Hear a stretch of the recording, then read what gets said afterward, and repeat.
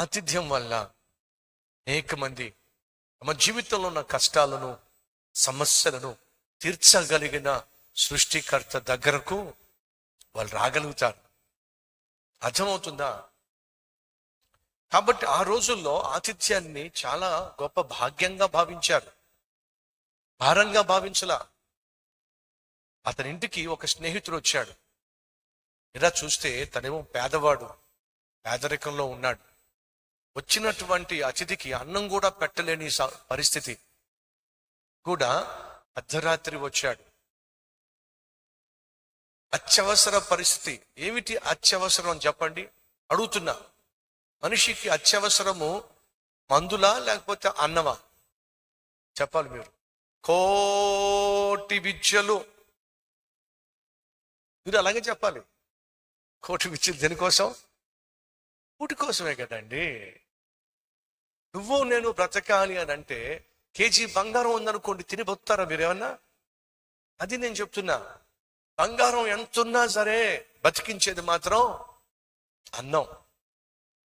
ఆ అన్నం లేనప్పుడు బ్రతకడం కష్టం. అది ఆ రోజు అత్యవసర పరిస్థితి. అతనికి అత్యవసరంగా అన్నం కావాల్సి వచ్చింది, తీర్చడానికి మార్గం లేదు. అటువంటి సమయంలో ఏం చేశాడట? తనకున్న మరొక స్నేహితుడి దగ్గరికి వెళ్ళాడట. వెళ్ళినప్పుడు తలుపు తట్టాడు. ఆ స్నేహితుడు అన్నాడు, తలుపు వేయబడిందే, ఇప్పుడు నేను వచ్చి తలుపు తెరిచే అవకాశము లేదు. ఆ రోజుల్లో ఇప్పుడున్నట్టుగా డబుల్ బెడ్రూమ్లు, ట్రిపుల్ బెడ్రూమ్లు, డూప్లెక్స్ హౌస్లు ఇవన్నీ లేవు కదండి. ఆ రోజుల్లో ఒక రూమ్ ఉంటే ఒక రూమ్ అంతే. అందరూ అదే రూమ్లో పడుకునేవాళ్ళు. భార్య, భర్త, పిల్లలు అందరూ కలిసి ఒకే రూమ్లో పడుకునేవాళ్ళు. అది అద్భుతమైనటువంటి కుటుంబ వ్యవస్థ. రోజులు మారిపోయినాయి. భర్త ఒక రూము, భార్య ఒక రూము, కూతురు ఒక రూము, కొడుకు ఒక రూము. ఎవరి రూము వాళ్ళు. కొడుకుతో అమ్మ మాట్లాడాలంటే ఫోన్ చేయాల్సిన పరిస్థితి, కూతురుతో నాన్న మాట్లాడాలంటే ఫోన్ చేయాల్సిన పరిస్థితి. ఒకే ఇంట్లో ఉంటారు వాళ్ళు. ఏమిటట? కలిసే పరిస్థితి లేదు అక్కడ. దౌర్భాగ్యం కదా సహోదరి సహోదరులు. ఎంతో కొంత ఈ సెల్ ఫోన్ అనేది కుటుంబాలని విచ్ఛిన్నం చేసేస్తుంది. కుటుంబంలో ఉన్న బంధాలను, బాంధవ్యాన్ని ఎంతో కొంత బద్దలు కొట్టేస్తుంది. ఇంట్లో ఉన్నప్పుడు ఎంత తక్కువ సెల్ ఫోన్ వాడితే అంత మంచిది. ఆ కుటుంబానికి ఆశీర్వాదం. ఉద్యోగంలో మాట్లాడాల్సిన సేపు మాట్లాడుకోండి, తప్పదు. ఎట్లాగో ఇంటికి వచ్చిన తర్వాత అన్నా ఆ ఫోన్కి రెస్ట్ ఇవ్వండి. ఒకరికి ఒకరు సమయం ఇవ్వండి. బిడ్డలకు సమయం ఇవ్వండి. వాళ్ళతో మాట్లాడడానికి సమయం ఇవ్వండి. అత్యవసరం. వాళ్ళందరూ కలిసి పడుకున్నారట. అంటున్నాడు, చూడు, అర్ధరాత్రి వచ్చి నువ్వు తలుపు తడుతున్నావు. డోర్ ఈజ్ క్లోజ్డ్, తలుపేసింది. ఇప్పుడు నేను లేచి నీకు సహాయం చేసే పరిస్థితి కాదు.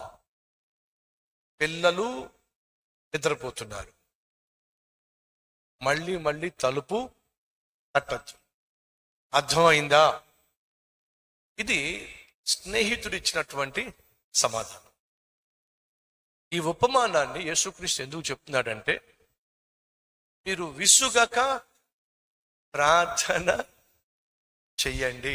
అంటే మీరు ప్రార్థన చేసిన వెంటనే మీకు జవాబు రాకపోతే విసిగిపోకండి. కొన్ని సందర్భాల్లో మీ జీవితంలో అర్ధంతరంగా సమస్యలు వస్తాయి. ఇప్పుడు ఇతనికి సమస్య ఎవరి వల్ల వచ్చింది? ఓ స్నేహితుడి వల్ల వచ్చింది. నీ జీవితంలో సమస్య నీ భర్త వల్ల రావచ్చు, నీ భార్య వల్ల రావచ్చు, నీ బిడ్డల వల్ల రావచ్చు. ఆ వచ్చే సమస్య ఏదో అర్ధంతరంగా రావచ్చు. అసలు నువ్వు ఎప్పుడూ అనుకోలేదు, అనుకోని సమస్య రావచ్చు. అర్ధరాత్రే అంటే అర్థం ఏమిటి? అన్ని లైట్లు ఆఫ్ అయిపోయిన తర్వాత, అంతా చీకటిగా ఉన్నప్పుడు, మార్గము కానరానప్పుడు సమస్య వచ్చింది. ఆ సమస్యను తీర్చుకుందాము అని అంటే మార్గం కాని రావటల్లా. ఆ సమస్యను చెప్పుకుందాము అని అంటే ఎవరికి చెప్పే సమయం కాదు. ఆ సమస్యను తీర్చుకుందాము అని అంటే తీర్చుకునే సమయం కూడా కాదు. అయినప్పటికీ ఏం చేశాడు? అర్ధరాత్రి వెళ్ళి తన స్నేహితుడు తలుపు తడుతున్నాడు. అతను ఏమన్నాడు తెలుసా? Door is closed. నువ్వు ప్రయత్నం చేస్తున్నావు కానీ ద్వారము మూయబడిందే. సందర్భాల్లో ప్రార్థన చేస్తున్నప్పుడు ఉద్యోగం కోసం ప్రార్థన చేస్తావు, ప్రమోషన్ కోసం ప్రార్థన చేస్తావు, బ్యాంక్లో లోన్ కోసం ప్రార్థన చేస్తావు, వీసా కోసం ప్రార్థన చేస్తావు. చాలా ఉన్నాయి మనకి ప్రార్థన చేయడానికి అవసరాలు. ప్రార్థన చేసినప్పుడు నీకు అర్థమవుతుంది ఏమిటాయంటే ద్వారము మూయబడింది, ఛాన్స్ లేదు, ఈ ప్రార్థనకు జవాబు వచ్చే ఛాన్స్ లేదు.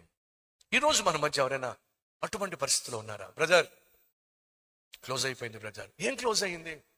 ఉద్యోగం వచ్చేటటువంటి ఛాన్సెస్ ద్వారాలు మూసుకుపోయినాయి, ఇంకా ఛాన్స్ లేదు. పిల్లలు పుట్టే ఛాన్స్ లేదు. ఎందుకని? డాక్టర్స్ చెప్పేశారు ఛాన్స్ లేదు.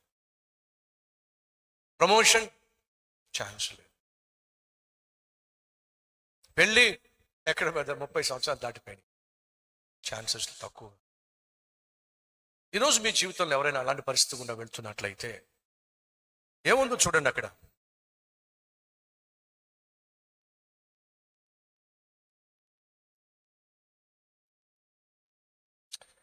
నా స్నేహితుడు ప్రయాణము చేయొచ్చు, 6వ వచనం, మార్గంలో నా యొద్దకు వచ్చి ఉన్నాడు, అతనికి పెట్టుటకు నా యొద్ద ఏమీ లేదని అతనితో చెప్పిన ఎడల అతడు లోపలే ఉండి నన్ను తొందర పెట్టద్దో.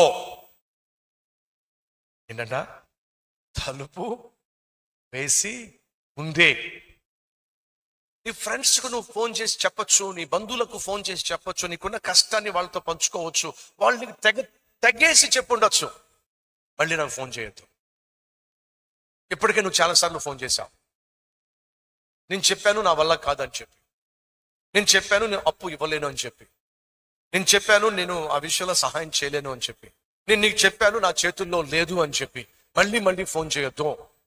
చెప్పేసి ఉంటారు నీ స్నేహితులు, నీ బంధువులు, నీ తోబుట్టువులు. Door is closed. నువ్వు ఏ మార్గం గుండా వెళ్ళి విజయం సాధించాలనుకున్నావో ఆ ద్వారం మూయబడింది. అలా మూయబడినప్పుడు నువ్వేం చేయాలి?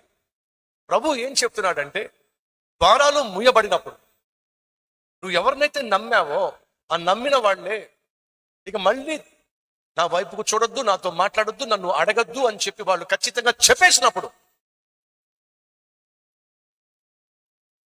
అలా కారణం చెప్పేటటువంటి, దయచేసి నాకు ఫోన్ చేయొద్దు, నా వల్ల కాదు, ఎందుకంటే అతను ఏమంటున్నాడంటే, తలుపు తట్టద్దయ్యా, నన్ను లేపద్దయ్యా, ఎందుకంటే ఆ ఇంట్లో పిల్లలు ఉన్నారు, వాళ్ళు పడుకున్నారు, ఆ భార్య ఉంది పడుకుంది, ఆ ఇంట్లో వాళ్ళందరూ పడుకున్నారు. అతను చెప్తున్న రీజన్ కరెక్టే, కాబట్టి ఇప్పుడు నేను నీకు సహాయం చేయలేను. సో నీ బంధువులు కావచ్చు, స్నేహితులు కావచ్చు, తోబుట్టువులు కావచ్చు, నువ్వు సహాయం కోరినప్పుడు వాళ్ళు నీకు ఇచ్చే జవాబు కరెక్టే కావచ్చు. నిన్నే కదా మా అబ్బాయికి కాలేజ్ ఫీజు కట్టేశాను, మొన్నే కదా కూతురు పెళ్లి చేశారు, ఉన్న డబ్బులన్నీ ఖర్చు పెట్టేశా కదా, ఇప్పుడు నా దగ్గర డబ్బులు ఎక్కడున్నాయో చెప్పు అని వాళ్ళు కరెక్టే చెప్పొచ్చు నీకు. వాళ్ళు చెప్పేటటువంటి కరెక్ట్ అయినటువంటి రీజన్ నీ కడుపు నింపుతుందా? నీ కష్టాన్ని తీరుస్తుందా? నీ కన్నీళ్లు తుడుస్తాయా? లేదో. అయినా ఏం చేస్తావు? సహాయం చేస్తారేమో మళ్ళీ ప్రయత్నం చేస్తావు. అతడు అదే చేశాడు. వద్దు అని చెప్తున్నా సరే మళ్ళీ తలుపు కొడతావేంటి? బైబిల్ ఏమో తెలుసా? అతడు సిగ్గు విడిచి నువ్వేమైనా అనుకో, నన్ను ఏమైనా అనుకో, ఇంటికి ఒక అతిథి వచ్చాడు, దీనికి ఖచ్చితంగా ఆతిథ్యం ఇవ్వాల్సిన బాధ్యత నాది. ఆ రోజుల్లో ఆతిథ్యము అనేది గొప్ప ఘనతగా భావించేవాళ్ళు, భాగ్యంగా భావించేవాళ్ళు. ఒకవేళ ఆతిథ్యం ఇవ్వకపోతే పాపంగా భావించేవాళ్ళు, అపచారంగా భావించేవాళ్ళు. కాబట్టి ఇంటికి వచ్చిన అతిథిని కడుపు ఖాళీగా ఉంచడం ధర్మం కాదు కదా అని చెప్పి వచ్చి అడిగాడట. తలుపు తడతనే ఉన్నాడట. ఇక చిరాకు వచ్చేసి నువ్వు అని చెప్పి లోపలికి వెళ్ళి రొట్టెలు తీసుకొచ్చి మోకాను కొట్టి పో ఇప్పుడు అన్నాడట. దేవుడు ఏమంటాడంటే, మళ్ళీ అడిగితే చిరాకు పడినా సరే నీ స్నేహితుడు ఏదో ఒక సహాయం నీకు చేశాడు కదా, మళ్ళీ మళ్ళీ మళ్ళీ మళ్ళీ మళ్ళీ అడిగితే మీకోసం ప్రాణం పెట్టిన నేను ఎందుకు ఇవ్వకుండా ఉంటాను అది చెప్పాలి ఆశపడ్డాడు ప్రభు. సో ప్రభు చెప్తుంది ఏంటంటే, అక్కడ ఒక స్నేహితుని దగ్గరికి మీరు వేలాపాలాలు లేకుండా వెళ్ళినప్పుడు అర్ధరాత్రి సమస్య వచ్చింది, అర్ధంతరంగా సమస్య వచ్చింది, అనుకోకుండా సమస్య వచ్చింది, ఆకలి వల్ల సమస్య వచ్చింది, ఆ సమస్య తీర్చగలిగిన స్నేహితుని దగ్గరికి మీరు వెళ్ళారు. అతనేమో ద్వారం మూసేసి నా వల్ల కాదు అని చెప్పేశాడు. అయినా సరే అతను అక్కడే సహాయం చేయగలడని చెప్పి ఆ మొదటి స్నేహితుడు సిగ్గు విడిచిపెట్టేసి, నువ్వు నన్ను ఏమనుకున్నా పర్వాలా, కానీ ఇంటికి వచ్చిన అతిథికి మాత్రం అన్నం పెట్టకుండా కూర్చోపెట్టడం ధర్మం కాదు అనే భావనతో మళ్ళీ మళ్ళీ మళ్ళీ మళ్ళీ తలుపు తడితే, చూద్దాం రండి. 8వ వచనం. అతడు తన స్నేహితుడైనందున లేచి ఇయ్యకపోయినను అతడు సిగ్గుమాలి మాటి మాటికి అడుగుట వలనైనను లేచి అతనికి కావలసినవన్నీ ఇచ్చును అని మీతో చెప్పుచున్నాను. అటువలే మీరును అడుగుడి మీకు ఇయ్యబడును, వెతకుడి మీకు దొరుకును, తట్టుడి తీయబడును. ఈ మాట మనకు బాగా తెలుసు. ఏ మాట? అడుగుడి మీకు ఇయ్యబడును, తట్టుడు మీకు తెరవబడును, వెతుకుడి మీకు దొరుకును. ఈ మాట మీకు బాగా తెలుసు కదా. ఈ మాట ఎప్పుడు చెప్పాడో తెలుసా? ఈ ఉపమానము చెప్పి ఆ మాట చెప్పాడు.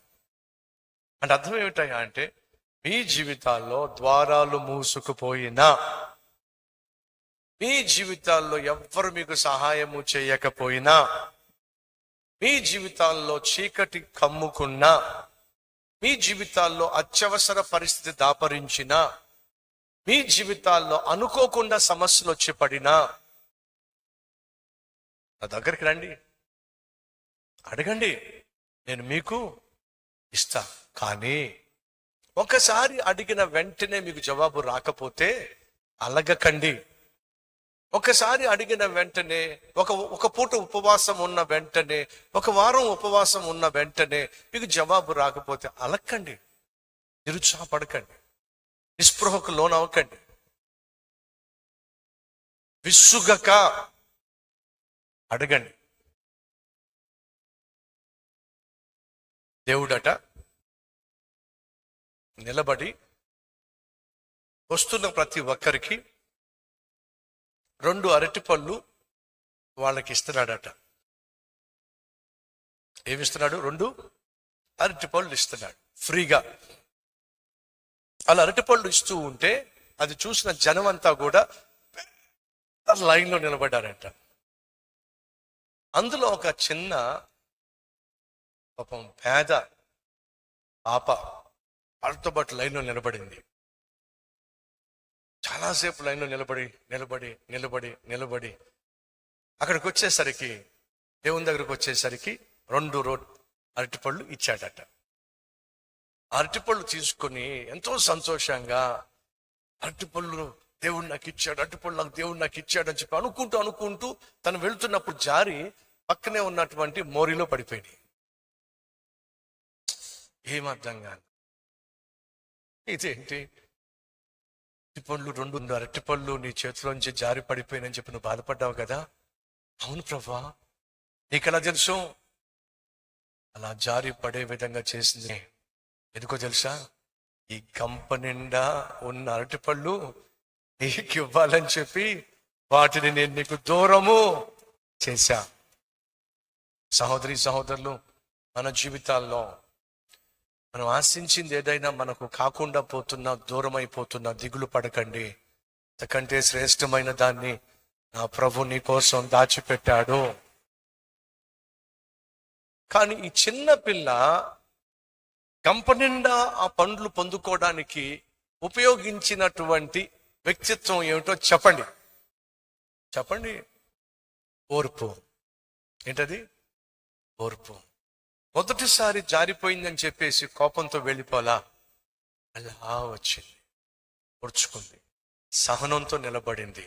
సహోదరి సహోదరులు, ఓర్చుకున్నట్లయితే గుడ్డట చట్టిడైద్దంట. మీకేమైనా అర్థమైందా? ఓర్చుకుంటే గుడ్డేమైంది? చట్టిడయిద్ది. గుడ్డు ఉందండి, తినేశారనుకోండి, ఏముంది చెప్పండి? అదే గుడ్డును పొదిగించారనుకోండి, పిల్ల పుడుతుంది. ఓర్చుకోండి, 21 days ఓర్చుకోండి. ఆ పిల్లని కాస్త పెంచండి, మేత వేయండి, కొంచెం ఓర్చుకోండి. 1/2 kg అయ్యింది తినకండి, ఓర్చుకోండి. కేజీ అయ్యింది తినకండి, ఓర్చుకోండి. 1.5 kg అయింది తినకండి, ఓర్చుకోండి. 3 kg అయింది, అప్పుడు మీ ఇష్టం.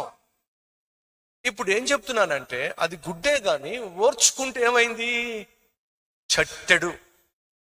మీ జీవితంలో, మన జీవితంలో కొంచెం ఓర్చుకున్నట్లయితే దేవుడు అడిగిన వాటికంటే, ఊహించిన వాటికంటే అత్యధికముగా దాచిపెట్టిన దీవెనలో ఖచ్చితంగా మనం పొందుకుంటామో. నమ్మిన వారు ఉంటే దేవుణ్ణి గట్టిగా చప్పట్లు కొట్టి మహిమపరచండి.